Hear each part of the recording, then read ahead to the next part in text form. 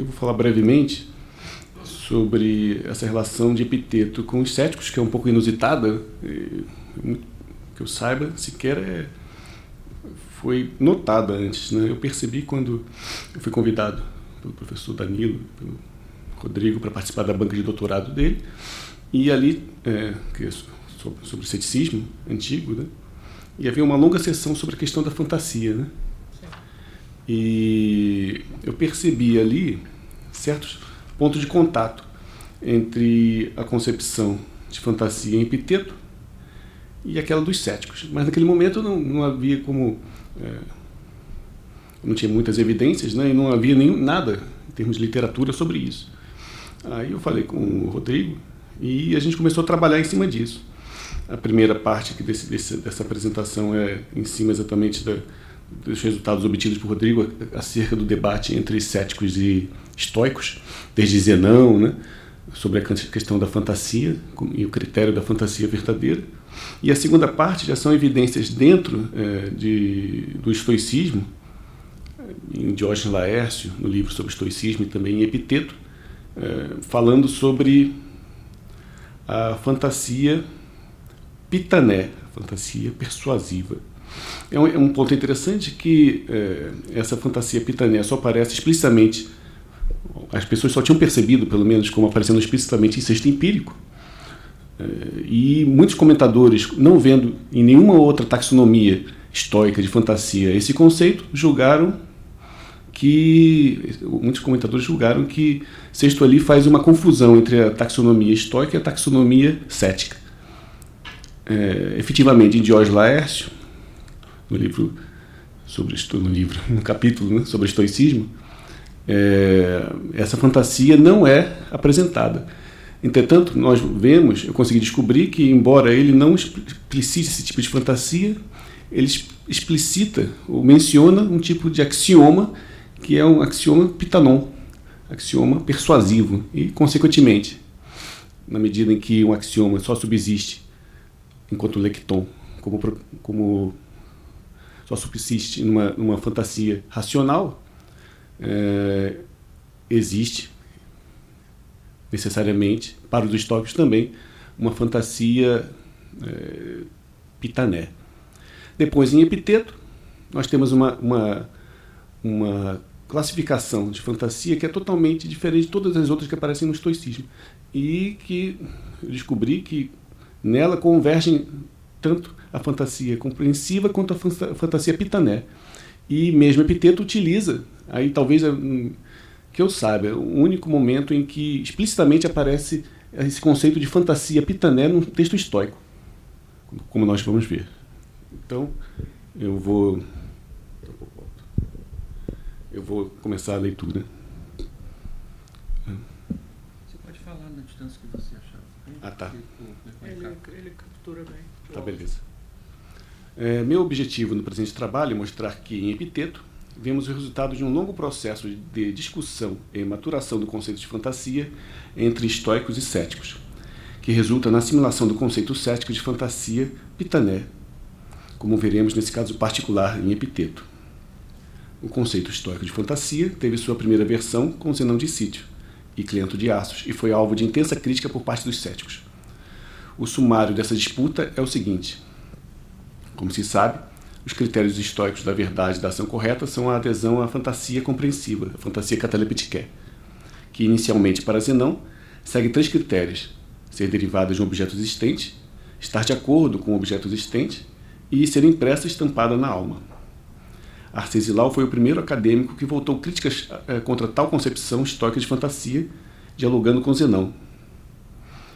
Arcesilau, concedendo que o sábio, como queria Zenão, né, sendo infalível, não assente a opiniões, argumenta que, no caso de não haver algo sobre o que se possa estar certo, somente se pode manter a infalibilidade recusando o assentimento. Zenão vê-se obrigado a concordar que o sábio deverá reter o assentimento quando não tiver certeza, pelo que, a forciore, o homem comum deverá reter o assentimento ainda mais que o sábio, uma vez que a maioria de suas ações é opinada, mesmo que pragmaticamente corretas. Assim, segundo Arcesilau, podem ocorrer, tanto para o sábio quanto para o homem comum, situações em que não é possível distinguir entre a verdade e a falsidade das percepções. Isso por duas razões. Primeira, porque as coisas que representam são objetivamente indiscerníveis umas das outras. E segundo, porque o sujeito que percebe está com sua capacidade de discernimento afetada, como nos sonhos, na loucura, etc. Assim, de acordo com os critérios estoicos, uma fantasia é compreensiva se somente se indica com clareza como o objeto é verdadeiramente, e a essa fantasia se deve sentir. Por outro lado, deve-se suspender o juízo ou reter o assentimento quando diante de fantasia cujo discernimento não é claro. Portanto, há uma zona de penumbra em que a diferença entre uma fantasia compreensiva e uma não compreensiva não é evidente. Assim, deve-se, de acordo com o próprio critério estoico, suspender o juízo sobre a possibilidade de distinguir entre as iludidas fantasias e, consequentemente, abrir mão dessa distinção, como critério da verdade e da ação correta. A resposta estoica a dizer não é tríplice. Primeiro, se por um lado as pessoas comuns podem realmente ser confundidas em inúmeras situações, por outro, o sábio estoico é capaz de discernir entre os dois tipos de fantasia.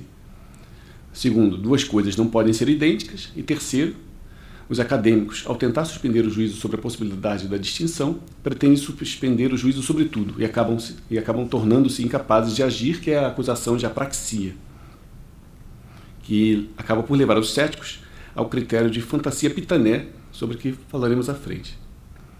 Entretanto, Arcesilau responde muito acertadamente que, se o sábio estoico é o único capaz de discernir entre o falso e o verdadeiro, ele mesmo se torna o derradeiro critério, além dos outros três anteriores, e temos aí uma inaceitável circularidade.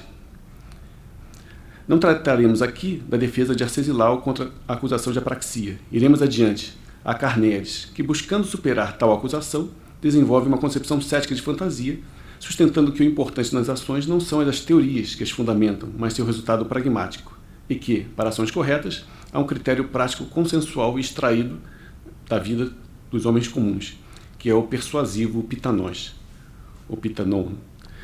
Carneades defende essa noção através de um argumento epistemológico, pelo que, diz no sexto, nada está qualificado para ser um critério de verdade, nem a razão, nem a percepção sensível, nem as aparências, nem o que for, pois todas essas coisas em conjunto desapontam-nas. Carneades distingue ainda, na fantasia, dois aspectos, sua relação com o objeto representado e sua relação com o sujeito, observando que, se a fantasia está acuradamente de acordo com o objeto, ela é verdadeira, e se, por outro lado, convence o sujeito de que realmente é verdadeira, levando-o a sentir, é persuasiva. Entretanto, o caráter alético de uma fantasia independe do sujeito que a percebe, pois sua verdade decorre de sua conformação com o objeto que a gera. Seu caráter persuasivo, por sua vez, independe do objeto, uma vez que é a fantasia que persuade o sujeito, seja de sua verdade, seja de sua falsidade. Se realmente estivermos, enquanto sujeitos, submetidos exclusivamente ao caráter persuasivo das fantasias e não possuirmos um critério para discernir a verdade, então deveremos prescindir totalmente da categoria verdade para pautar nossas ações e nosso conhecimento, pois bastar-nos-ia o caráter persuasivo. Como observa Cícero, para Carneades haveria dois tipos de fantasia, as catalépticas e as persuasivas e não persuasivas. Taxonomia, que, como veremos à frente, corresponde exatamente à de Epiteto. Como observa Sexto Empírico, em esboços pirrônicos, Carneades deliberadamente escolhe fazer de determinadas fantasias critérios para ação, diferentemente de Arcesilau, que evita o assentimento e a adesão a qualquer tipo de determinadas fantasias. Diante da distinção de Carneades, os estoicos afirmam que a precisão de a mente ser devidamente treinada através da lógica para eliminar o que possa levar ao engano no âmbito cognitivo, né? Pontuei errado. Perdão, os estoicos afirmam a necessidade de estudar lógica para evitar o erro e tudo mais. Dessa forma, o sábio é capaz de proficientemente discernir as fantasias compreensivas das outras, utilizando seu treinamento lógico e epistemológico para que a ação e o sentimento nunca sejam precipitados e que ele nunca seja levado ao erro. O problema do critério para a fantasia catalepetiqué, sagazmente apontado por Arcesilau, permanece como ferida aberta na epistemologia estoica até Crisipo, que redesenha o critério de conformidade com sua teoria do lecton. Diógenes Laércio nos informa que Crisipo critica a concepção imagética de fantasia de Cleanto, como molde na alma, tiposes em psique, caracterizando-o como alteração, aloioses, no segundo capítulo do Hoje Perdido acerca da alma. Porque, prossegue Laércio, não se deve compreender a fantasia, cito, como um golpe de sinete, já que é impossível ocorrer muitos golpes ao mesmo tempo e no mesmo lugar. E Laércio encerra sua observação apresentando o critério crisipiano de fantasia compreensiva, como, cito, modelada, moldada, estampada a partir do que existe, segundo o que existe, e que não pode provir do que não existe. Como observa Lesses, Crisipo parece criticar Cleanto por aceitar uma concepção ingênua de fantasia mental que implica que fantasia e perceptíveis são cópias de qualidades que os objetos representados possuem. Assim, embora tanto Cleanto quanto Crisipo considerem a fantasia algo físico, como uma modificação do pneuma, eles divergem ao explicar essa mudança física como não somente imagética. De fato, na passagem citada de Diógenes, Laércio, este nos diz que, segundo Crisipo, não devemos compreender a fantasia como um golpe de sinete, sendo impossível conceber golpes sucessivos e sobrepostos. Entretanto, além de criticar e superar o caráter imagético da concepção de Cleanto, Crisipo desenvolve um dos critérios para a fantasia cataleptique, defendendo a noção estoque de fantasia dos ataques dos acadêmicos. Como vimos acima, os critérios estoicos que, em parte, emergiram através do debate de Zenão com o acadêmico Acesilau são, como modelada, moldada, estampada, conforme o que existe, e que não pode provir do que não existe. O item 1 indica que a fantasia verdadeira tem que ter como causa antecedente, ainda que indiretamente, um objeto exterior. Que é evidentemente a fantasia que tem um conteúdo abstrato, e essas não, embora imediatamente tenham como causa antecedente o objeto exterior, porque para o estoicismo, na mente, antes de qualquer experiência, ela é uma tábula rasa, ela tem que ter, consequentemente, imediatamente, uma causa antecedente. O item 3 indica que não pode haver fantasia idêntica à verdadeira que não tenha como causa antecedente o mesmo objeto externo, derivando-se daí a noção de fantasma, pseudo-fantasia carente de causa externa.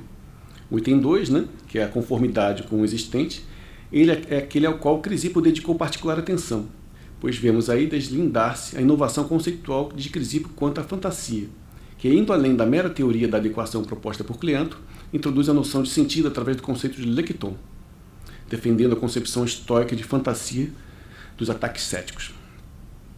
Há diferentes possibilidades de traduzir o lekton. Lekton é um adjetivo verbal de lego, e que significa literalmente o que pode ser dito, ou dizível. Como observa Drozdek, ao introduzir a noção de lekton, os estoicos evitam os problemas de determinar como diferentes pensamentos, modificações do hegemonikon de duas pessoas, ou de uma pessoa em tempos diferentes, podem ter o mesmo sentido, pois, para os estoicos, a comparação entre pensamentos é possível porque há um tertio comparationis, a saber, o sentido objetivo do pensamento, o lekton. O lekton, para não deixar no ar essa palavra como fosse algo, ela tem alguma semelhança com a proposição fregiana. Então, se vocês pensaram, a proposição, certo? Lógica, no sentido lógico da palavra. Não se identifica perfeitamente, há características diferentes, mas é um conceito próximo. Ora, de acordo com a epistemologia estoica, a realidade externa afeta a mente através da percepção. O objeto externo, causa antecedente da fantasia, afeta os sentidos, pelo que se produz uma sensação. A faculdade diretriz identifica, errônea ou acertadamente, o que produziu a sensação, racionalizando tal percepção. Esse ato de identificar a sensação produz o lekton. A conjunção entre essas duas redes causais, a do objeto externo que causa a sensação e a da reflexão da faculdade diretriz sobre o que causa a sensação, perfazem a fantasia racional, logiqué, sendo o lekton, quer dizer, a fantasia logiqué, racional, é aquela que é própria do ser humano, sendo o lekton o valor atribuído e a classificação feita pela faculdade diretriz sobre o que causa a percepção, o resultado da racionalização da sensação. Assim, o lekton é o parecer, a posição da faculdade pensante sobre o objeto exterior. Esse parecer, por sua vez, pode ser proferido interna ou externamente, daí ele ser o dizível, O lecton, portanto, é o resultado da ação do pensamento sobre uma percepção, classificando-a e tornando-a linguisticamente exprimível. Há diversos tipos de lectá, mas os estoicos concentram-se sobre o axioma, que é o equivalente estoico da proposição lógica moderna, sendo portador primário de valores de verdade e falsidade. Como observa Diógenes Laércio, quem diz que é dia parece aceitar que é dia. Assim, quando é dia, o presente axioma se torna verdadeiro, e quando é noite, torna-se falso. Em outros termos, um axioma expresso por uma sentença é verdadeiro quando o estado de coisas correspondente a ele é a realidade, e é falso quando ocorre o contrário. Pois, como observa Sexto, o verdadeiro axioma é aquele que é o caso, torri parque, e é contraditório a algo, isso é, a outro axioma.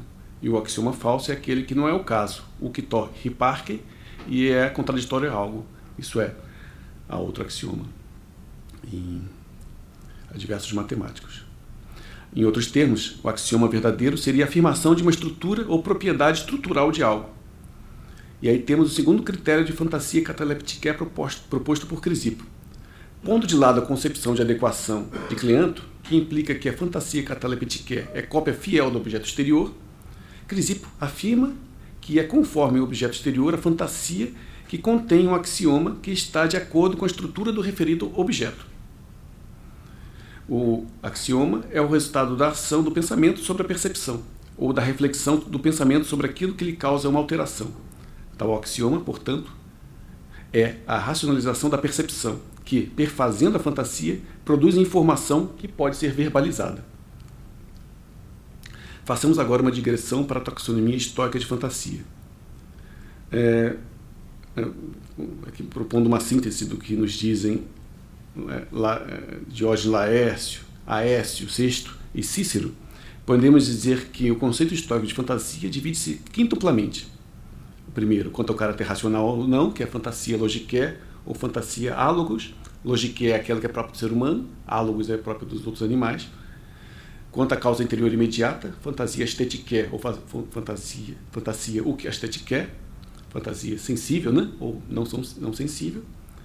Quanto ao caráter técnico, fantasia tecniqué ou fantasia atécnos. Tecniqué, por exemplo, uma pessoa que não é um arquiteto, vê uma coluna e diz, é uma coluna. Já um arquiteto vai conseguir distinguir naquela coluna, tecnicamente, o fuste, as ranhuras, né? O capitel e por aí a base. Ele vai saber reconhecer e saber matematicamente o que significam esses nomes. Quanto ao caráter alético, primariamente, fantasia cataleptiqué ou acataleptiqué, e secundariamente, verdadeira ou falsa. Como assim, né? Porque em sentido primário, e essa é a inovação de Crisipo, você não pode dizer que uma fantasia é verdadeira ou falsa. Vai ser verdadeiro ou falso o lecton, ou melhor dizendo, especificamente o axioma que essa fantasia contiver. Já que da percepção, né, por si mesma, você pode dizer ser ela verdadeira ou falsa. E, finalmente, quanto ao caráter cognitivo, que é a fantasia pitané ou apítanos. E, como eu disse antes, né, essa classificação aparece apenas em Sexto. E aqui eu cito, né, a passagem de Sexto, que faz essa distinção. Entre essas, as fantasias, as persuasivas, pitanai, as não persuasivas, apitanoi, as simultaneamente persuasivas e não persuasivas, e as que não são nem persuasivas nem não persuasivas. Com efeito, persuasivas são as que efetuam movimento suave na alma, como agora é dia, eu converso, e tudo o que de semelhante é tido como conhecido. As não persuasivas não são tais, mas desviam-nos do assentimento, como se é dia, não há sol sobre a terra, se é escuro, é dia. Persuasivas e não persuasivas são designadas as que, de acordo com sua disposição relativa, tornam-se ora tais, ora quais, como as dos argumentos aporéticos. Nem persuasivas nem não persuasivas são designadas coisas tais. O número de estrelas é ímpar, o número de estrelas é par. Das fantasias persuasivas e não persuasivas, as verdadeiras e falsas, vocês veem agora convergindo, né? as classificações, tanto a estoica quanto a cética, do modo como propôs o Carneades, né? Das fantasias persuasivas e não persuasivas. E aqui esse e não persuasivas é adicionado pelo editor, do texto grego, né? Ela não está, há uma lacuna. Eu vou falar sobre isso a seguir. As verdadeiras e falsas, as verdadeiras, as falsas, as verdadeiras e falsas e as nem verdadeiras nem falsas. Com efeito, verdadeiras são aquelas das quais se faz uma predicação verdadeira, como é dia sobre o presente ou a luz. Falsas, aquelas das quais se faz uma predicação falsa, como o remo está curvado na profundeza da água ou a colunata está menor na vista distância. Verdadeiras e falsas, as que são como estas: Orestes enlouquecido diante de Electra. Com efeito, na medida em que se refere a alguém existente, é verdadeira, pois a Electra existe, mas na medida em que se refere a uma Erínia, aqui também, né, tem uma Erínia chamada Electra, é falsa, pois Electra não é Erínia. E, novamente, se alguém, durante o sono, sonha com Dion, que vive, como estivesse presente, tal presença seria falsa e vazia atração. Não são nem verdadeiras nem falsas as genéricas, Genicae. Shields observa que a taxonomia da fantasia, tal como nos é informada por Sexto, na passagem acima, parece implicar que a divisão entre fantasia falsa e verdadeira está subordinada à distinção entre persuasiva e não persuasiva. Porém, pareceu a alguns editores mais plausível que a distinção entre fantasia verdadeira e falsa se subordinasse apenas à fantasia persuasiva, e muitos editores alteraram o texto para que tal figurasse na tradução, como, por exemplo, von Arnim, né? Porém, Sedley e Long e Sedley observam que tal não deve ser feito, ou não haverá espaço para fantasia que não seja persuasiva, mas seja verdadeira. Né? Daí a adição, né, de não persuasivas assim. Né? Shields sugere solucionar a questão separando as duas classificações, vendo no caráter persuasivo o aspecto epistêmico e subjetivo da fantasia, e na distinção entre fantasia verdadeira e falsa, o aspecto semântico e objetivo da fantasia. Shields sugere também que a própria distinção entre fantasia persuasiva e não persuasiva seria, na verdade, cética e não estoica, e que Sexto aqui as mescla de modo indevido. Bom, até aqui tudo que foi dito é basicamente acadêmico, né? O que vem agora é, de fato, a nossa descoberta.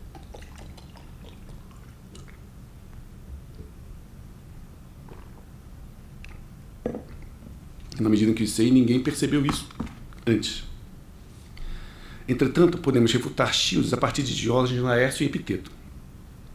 Diógenes Laércio, embora não mencione explicitamente esse tipo de fantasia, dá indicações que, em algum momento, elas foram incorporadas à taxonomia estoica, quando nos diz, por exemplo, que o estudo da dialética capacita o sábio, abre aspas, a reconhecer o verdadeiro, o falso, e distinguir o persuasivo, pitanon, em que é dito de modo ambíguo. Tal afirmação parece indicar que, além do verdadeiro e do falso, os estoicos, muito provavelmente em época posterior a Crisipo, supunham que um axioma pudesse também ser classificado como persuasivo ou não, e que, consequentemente, havia fantasia persuasivas e não persuasivas. Porque, como eu disse, né, um axioma é um tipo de lecton, e um lecton é algo que subsiste numa fantasia racional. Quer dizer, ele não subsiste por si mesmo. Ele é uma característica, aquilo que caracteriza a fantasia racional, aquilo que a torna articulável linguisticamente. Isso é confirmado em passagem posterior, na qual Laércio nos diz que, cito, um axioma persuasivo é aquele que constrange ao assentimento. Aí fica bem claro, né? Em Epiteto, vemos também o uso do conceito de pitanon e derivados em 12 ocorrências. Primeiramente, menciona-se a arte de usar argumentos persuasivos ou especiosos, pitanologiqué. Em uma oportunidade, fala de crianças pitaná, isto é, que persuadem por sua beleza os adultos a brincarem com elas. Refere-se também a coisas persuasivas, que por isso forçam o assentimento, em diversas oportunidades. Em Diatribe 1, 18, 15 e 4, fala do ladrão que roubou sua lâmpada como alguém que o fez por ter experimentado algo não pouco persuasivo. Uc apítano. Em 1, 27 e 3.1, nos diz que devemos buscar socorro para as mais persuasivas das coisas, pitanotetes, que parecem boas não sendo. Epiteto refere-se a essas mesmas coisas, 1:27:6,5 e 3:7:23:1. É evidente que em Epiteto as coisas não são por si persuasivas, pois as conhecemos através das fantasias, que são propriamente persuasivas, embora não primariamente. Por que não primariamente? Porque o que é primariamente persuasivo na fantasia é o axioma, né, que ela contém. E Epiteto refere-se explicitamente a tal tipo de fantasia quando nos diz que diversas vezes és desviado e agitado pelas fantasias, e te vencem as mais persuasivas entre elas. Então, né, explicitamente ele menciona o tipo de fantasia persuasiva, ou fantasia pitané. É claro, como dissemos, que uma fantasia não é em sentido primário persuasiva, mas sim o juízo, ou logicamente falando, a proposição, o axioma. E Epiteto refere-se a proposições persuasivas ao falar do argumento dominador de Diodoro Crono, em 2:19. Uma proposição só é persuasiva quando força o sentimento. Entretanto, esse poder persuasivo pode ser neutralizado por outra opinião imposta a si mesmo pelo poder da razão, como preconiza Epiteto. Diz ele: busca por opiniões harmônicas, pelas quais serás movido prazerosamente à abstinência de coisas tão persuasivas a ponto de conduzir e subjugar. Né? Então, esse exercício de fazer frente às coisas fantasia persuasivas acaba por constituir o terceiro tópico da filosofia epitetiana, que é aquele relativo ao sentimento e às coisas persuasivas e atrativas, que ele diz em Diatribes 3:12, 15 e 1. Assim, embora assimilando a classificação cética de Carneades de fantasia pitané, Epiteto a enquadra na conceitualização estoica, pela qual nenhuma fantasia pode determinar o sentimento, embora possa forçá-lo. Nessa perspectiva, resta sempre ao homem a zona de recuo da reflexão, pela qual ele pode anular o caráter persuasivo de qualquer representação, donde é o homem o que há de mais persuasivo em relação a si mesmo, como diz Epiteto, pois as coisas são persuasivas não por si mesmas, mas por parecerem persuasivas àquele que as percebe. E esse parecer, estoicamente falando, é sempre da ordem do pensamento, podendo ser desativado por ele. Daí Epiteto nos dizer que, abre aspas, quem te é tão persuasivo em relação a convencer-te senão tu mesmo. Além disso, como dissemos e agora explanamos, em Epiteto podemos vislumbrar a adoção da concepção de fantasia persuasiva cética combinada com a concepção crisipiana de fantasia cataleptiqué. Em 1:27, Epiteto nos diz: de 4 modos as fantasias nos advêm. Pois ou é algo e assim se afigura, e se afigura aqui é a minha tradução para tofainômeno, que essas são 2 palavras-chave em Epiteto, os verbos, né? o faino e o dokel, e todos esses significam o parecer que algo é, como algo se afigura para alguém, certo? Eles têm o mesmo sentido, eu só distingo para indicar que diferentes ocorrências, né? É algo e assim parece, não é algo e não parece sê-lo, é algo e não parece sê-lo, não é algo, mas parece sê-lo. E 1 e 2 seriam fantasias compreensivas, nas quais temos a percepção de algo e o reconhecimento disso como tal, ou não temos a percepção de algo e não o reconhecemos como tal. 3 e 4 seriam fantasias não compreensivas, pois em ambas temos a percepção de algo, mas o reconhecemos como outra coisa. Em 3, não conseguimos reconhecer o que causa percepção. Em 4, pensamos que o que causa percepção é coisa diversa do que é o caso. Por outro lado, o afigurar-se dessas fantasias referencia também ao seu caráter persuasivo ou não. 1 e 4 seriam persuasivas e 2 e 3 seriam não persuasivas. Assim, a classificação epitetiana reflete aquela fornecida por Sexto, só não cobrindo as simultaneamente verdadeiras e falsas e as nem verdadeiras nem falsas. Porém, há fortes razões lógicas para Epiteto pô-las de lado.